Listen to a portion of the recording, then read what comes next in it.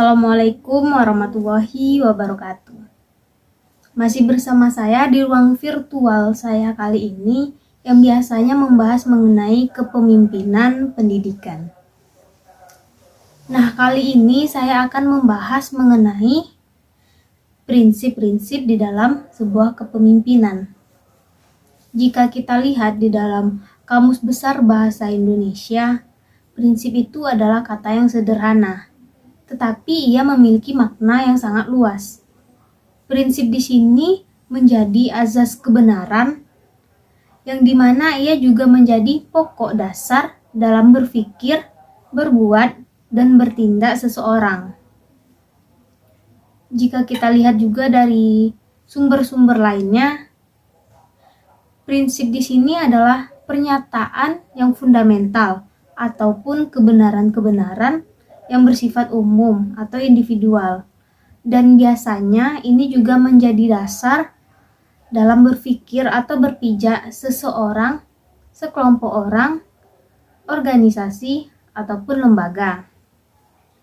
Kali ini saya akan membahas beberapa prinsip kepemimpinan. Prinsip kepemimpinan yang pertama di sini ada prinsip kapasitas integratif.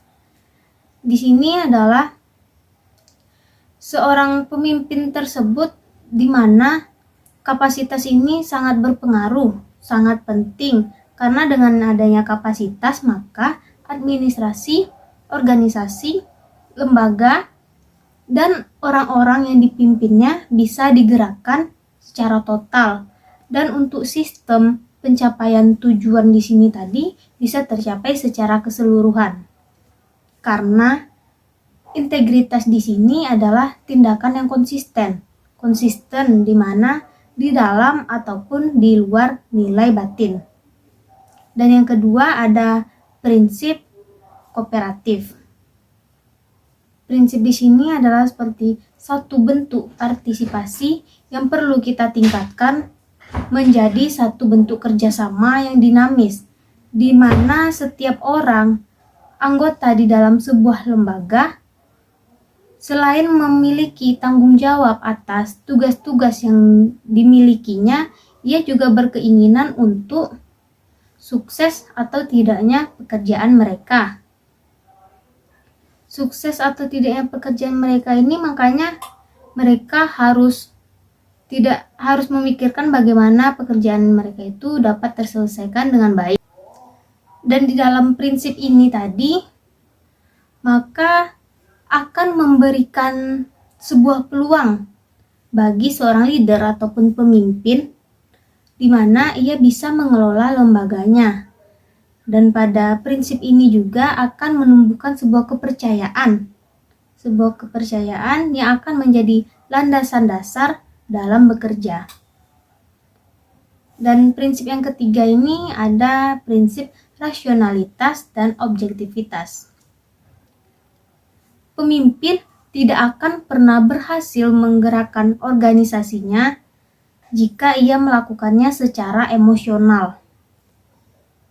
Jika emosi menguasai, menjiwai cara berpikir kita, maka rasional dan objektivitas kita akan berkurang. Rasional di sini adalah suatu kenyataan, ada rasio, ada kejelasan. Dan objektivitas di sini adalah kebenaran dari objek tersebut. Misalnya di sini ada suatu permasalahan di antara dua orang. Jika kita mempunyai rasionalitas yang baik, mempunyai kemampuan objektivitas dalam memutuskan segala sesuatu sebagai seorang leader ataupun pemimpin, maka tentunya kita akan mengetahui siapa orang yang salah, siapa orang yang benar, dan siapa yang akan kita selamatkan nantinya. Lalu ada prinsip adaptabilitas dan fleksibilitas. Adaptabilitas di sini berasal dari bahasa adaptable, yang bisa kita katakan sebagai bisa beradaptasi dan mampu menyesuaikan. Dan fleksibilitas di sini berasal dari bahasa fleksibel, yang artinya fleksibel dalam menjalin hubungan organisasi, menjalin hubungan antar manusia, tata kerja dalam sebuah lembaga, yang sesuai dengan kenyataan dan masalah yang sering berubah, dan itu bisa diatasi secara benar, tepat, dan baik, sehingga bekerja menjadi lebih dinamik karena fleksibel, bisa mengikuti perubahan. Adaptable di sini juga mampu menyesuaikan perubahan, dan bisa fleksibel ini bisa menyesuaikan perubahan tersebut di dalam perubahan yang terjadi. Prinsip selanjutnya yaitu adalah prinsip delegasi. Tidak selamanya seorang pemimpin bisa berada di dalam kantor. Pasti ada suatu kondisi nantinya di mana seorang pemimpin harus bisa memberikan kepercayaannya kepada orang lain dalam mendelegasikan kekuasaannya. Mungkin bisa kita katakan seperti kepala sekolah, rektor, ataupun dekan. Kita kan juga seorang manusia yang mempunyai kemampuan yang terbatas. Jadi dalam pendelegasian ini butuh proses dalam pendelegasian kekuasaan, wewenang, dan tanggung jawab untuk diberikan kepada orang yang mempunyai kemampuan untuk mengambil kekuasaan dalam batas waktu tertentu. Dan prinsip selanjutnya yaitu pragmatisme. Prinsip di sini mengharuskan seorang pemimpin mempunyai sikap yang realistik dengan rencana yang jelas, terukur dalam mengambil, melangkah, berbuat ataupun mengambil kebijakan, dan berbuat secara produktivitas dalam sebuah kenyataan. Lalu ada juga prinsip. Di sini adanya prinsip keteladanan. Keteladanan di sini berarti seorang pemimpin selalu berada di depan. Pemimpin pendidikan harus menjadi contoh yang baik bagi setiap orang. Apapun itu, perkataannya, perbuatannya, tindakannya. Misalkan ada pengikut ataupun siswa ataupun mahasiswa kita yang melakukan tindakan yang buruk, ceroboh, disiplinnya rendah, ataupun melakukan segala kegiatan yang menurut kita salah, itu sebenarnya tidak bisa kita salahkan keseluruhannya kepada mereka. Karena apapun yang mereka lakukan, tentunya ia mencontoh apa yang mereka lihat. Dan prinsip selanjutnya ada prinsip kejujuran. Jujur dalam kata, perbuatan, tindakan pada zaman sekarang ini sangat sulit untuk dicapai, untuk dilaksanakan, untuk dicari. Karena kejujuran di sini kita bawa dari proses yang sangat lama, ataupun itu ketika saat kita lahir ataupun melihat sisi keturunan kita. Jika seseorang sudah berbohong, nantinya pasti akan menutupi seluruh kesalahannya dengan kebohongan-kebohongan lainnya. Tetapi jika kita ingin sampai kepada titik ini, maka sesimpel mungkin jangan melakukan kebohongan, sekecil apapun itu. Jika kita tidak melakukan perbuatan, tidak melakukan tindakan tersebut, maka kita jangan kita akui. Dan jangan juga kita membuat banyak alasan untuk mengakui kesalahan tersebut, padahal bukan kita yang melakukannya. Baiklah semuanya, masih bersama saya Fioni Dwi Arfa di ruang virtual ini. Sebenarnya video saya ini merupakan video untuk pemenuhan tugas mata kuliah kepemimpinan pendidikan.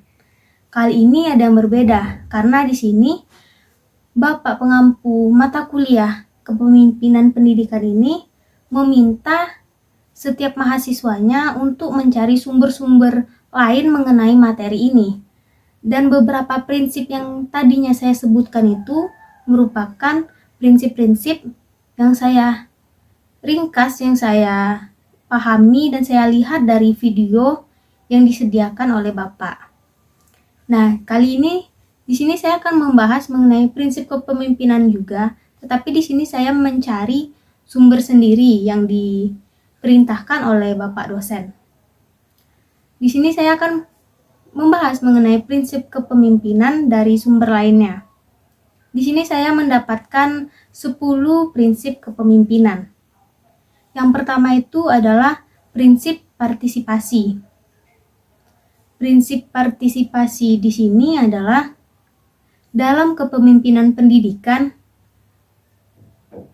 setiap orang di dalam lembaga pendidikan ataupun organisasi membutuhkan partisipasi orang-orang tersebut. Dan hal ini secara mutlak dipandang sebagai sesuatu yang perlu dibangkitkan dan ditingkatkan lagi.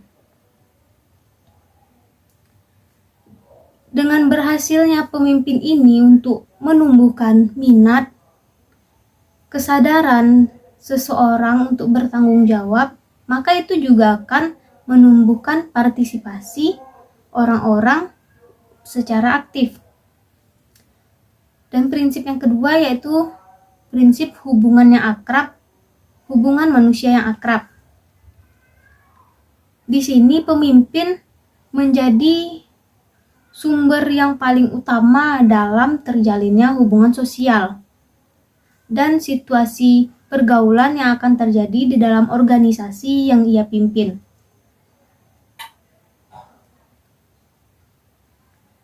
Pemimpin di sini bukan hanya sebagai bos, mandor untuk orang-orang yang dipimpinnya, tetapi pemimpin di sini harus bisa menempatkan dirinya sebagai sahabat untuk orang-orang yang ia pimpin.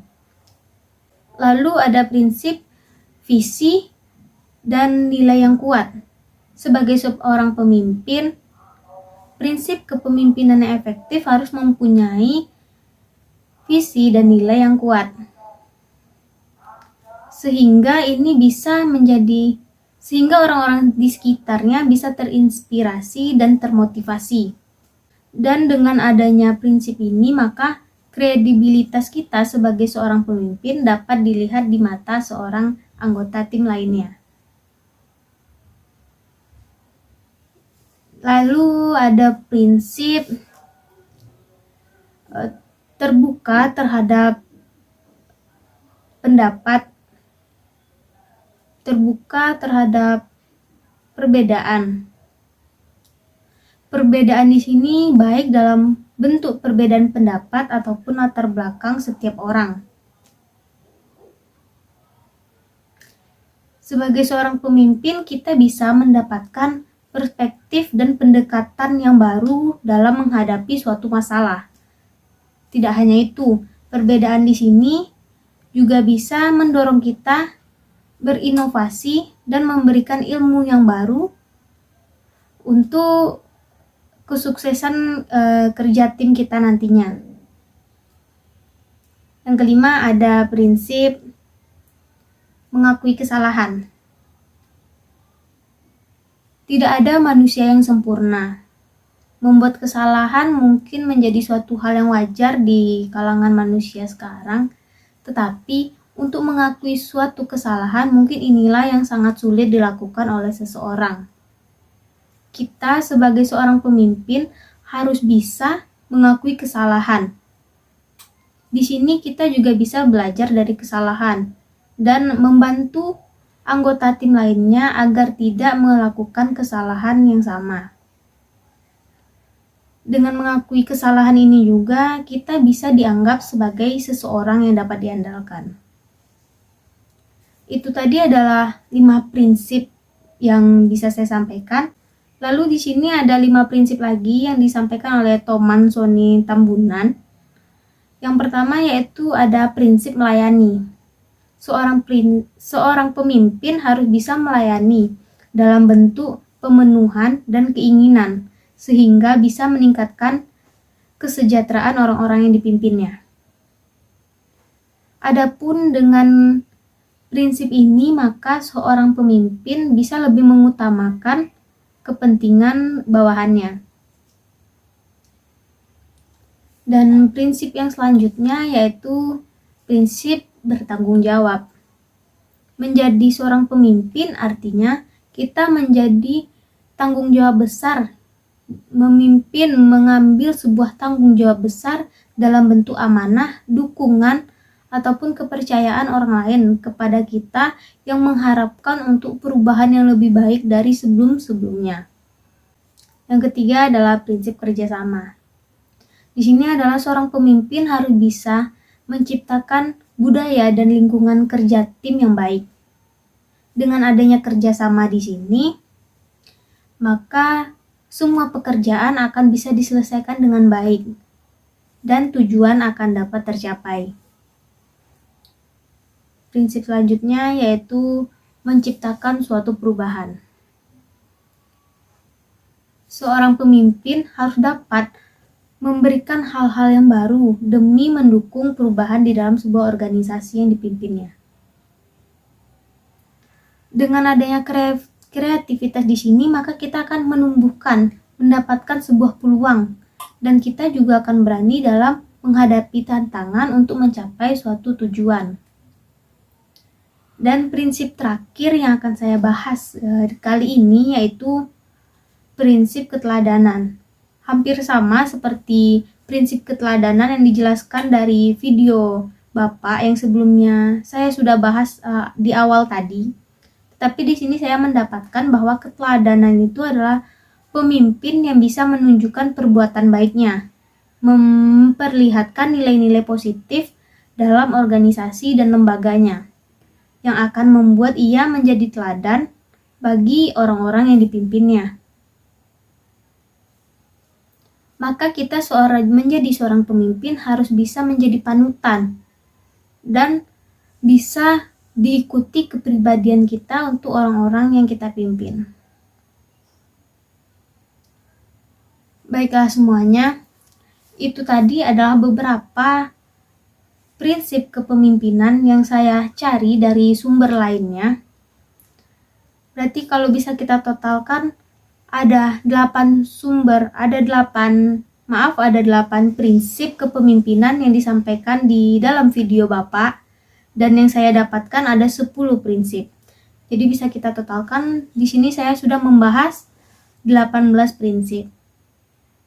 Semoga dengan penyampaian beberapa prinsip saya tadi bisa menegakkan, bisa menambah pengetahuan kita menjadi seorang pemimpin yang lebih baik ke depannya.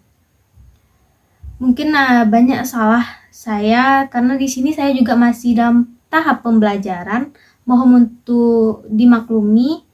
Saya akhiri. Assalamualaikum warahmatullahi wabarakatuh.